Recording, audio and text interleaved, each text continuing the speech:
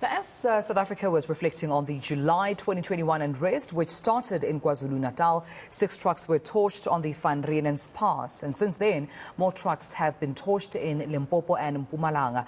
Our senior reporter, ENC's Siphamandla Goge, is monitoring developments as authorities search for the perpetrators. Siphamandla, good to have you, colleague. A very warm good morning to you. The big question is, who are the perpetrators responsible behind the torching of these trucks so far? We don't know.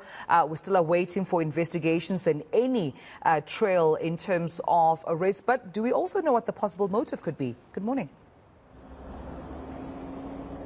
Indeed, I guess that's $1 million question. But for now, the biggest priority of the law enforcement authorities and those who run this country will be to prevent further incidents of trucks being torched. It's been labeled as the economic sabotage, which is designed to sabotage the economy of this country. It's a matter of national security. It should be worrying to law enforcement agencies that now and again you would have trucks being torched in the country.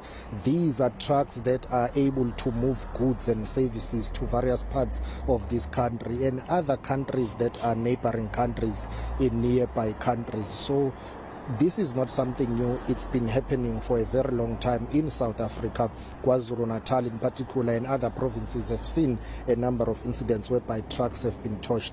We are located on the N3, which is a strategic route in KwaZulu-Natal, and the N3 is whereby in Moy River you will have a number of trucks being torched now and again. I remember during the July unrest I covered a story whereby 27 trucks were torched here on the Moy Plaza, and currently the latest development that I can tell you that Mkize will show you shortly is that there has been a deployment of members of the South African National Defence Force. Based on my information that I've received, these soldiers that Mkize is showing you now arrived here yesterday evening. They were deployed here to try and assist the police in preventing any incident that may occur. The main reason behind the deployment of the soldiers that are helping the police is that this area on the N3, the Moy Plaza in Moy River in the KwaZulu-Natal Midlands, is one of the areas that has seen common incidents of trucks being torched. So every time you hear about trucks being set alight, many people will be worried about the N3. Also, further up, I'm not sure if Bonga will be able to show you, police vans and police inyalas have been deployed here to ensure that there is enough capacity.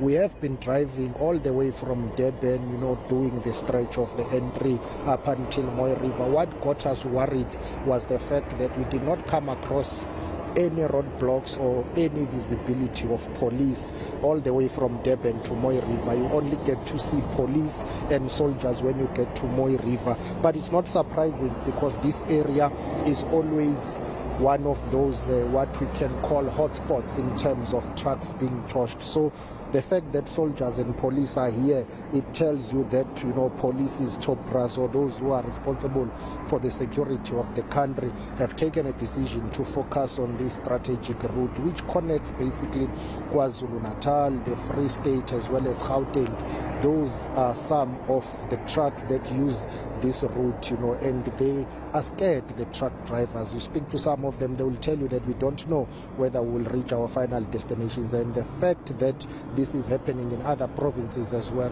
you do not know which one will be attacked next. So this has caused a lot of fear, a lot of panic, a lot of anxiety, and it's a matter of national security.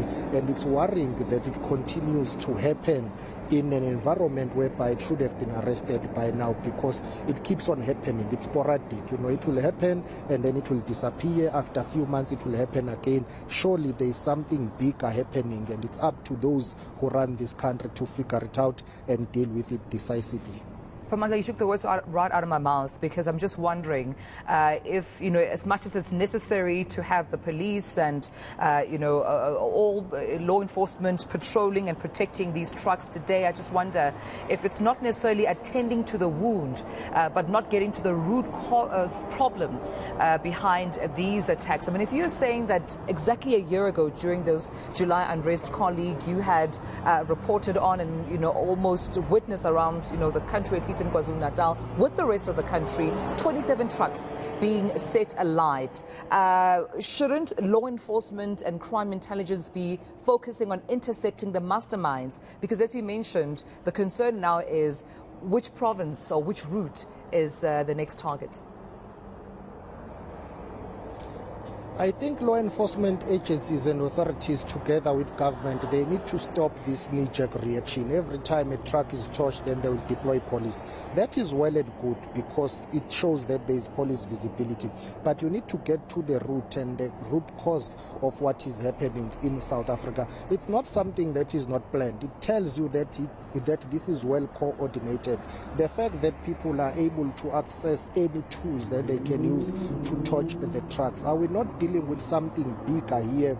Because surely some of the explosives that are used to torch these trucks are not some things that you will get just, easily. It's something that is big. It's something that is deep. There is a syndicate that is behind this. What is the motive? What is the agenda? And those are the things that law enforcement authorities have to figure out. But also, most importantly, what is the long-term plan to ensure that it does not happen again? Because I can bet my last cent, a couple of months from now, we will be reporting on trucks being torched in South Africa. It doesn't matter which part of the country, but it will happen again. The question is, what is being done to make sure that it does not happen again? How far are the cases of those trucks that have been torched before?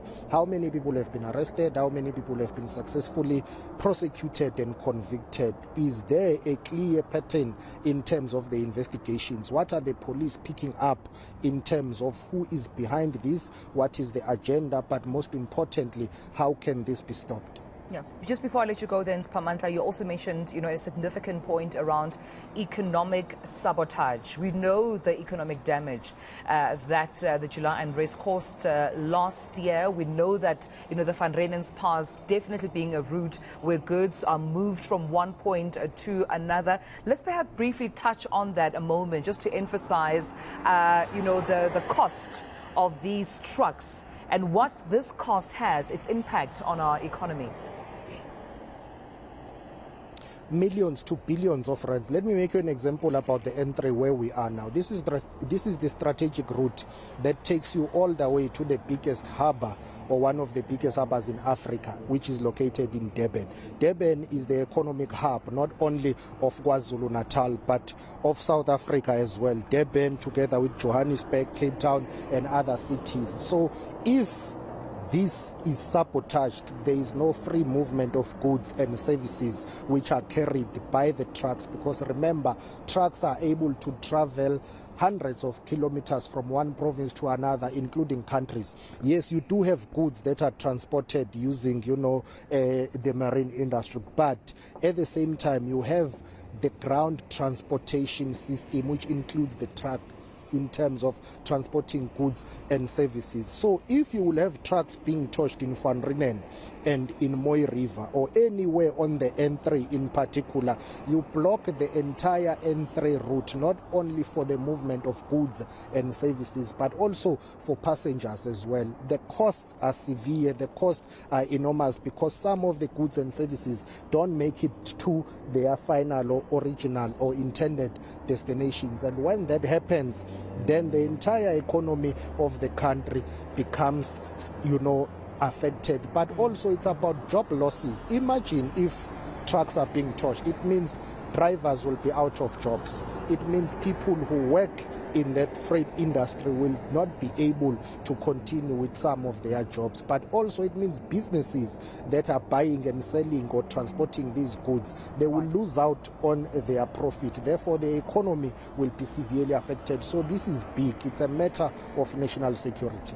Not forgetting, of course, the lives as well that are on the lines, Siphamandla. When you think of trucks being torched and you look at the modus operandi, reports coming in that the attackers will actually threaten the drivers, saying either you give us what we want, you allow us to torch this truck, or you burn inside these trucks. So danger to the lives of the drivers as well. We'll leave it there, colleague. Thank you so much for bringing this story to the fore. Senior reporter Siphamandla Goge on the torching of trucks across the country, equally receiving the attention of President Cyril Ramaphosa, saying there'll be a special investigating team that will look into the torching of trucks, and hopefully the briefing at 12 o'clock will bring clarity in terms of the faces and names behind these truck torchings.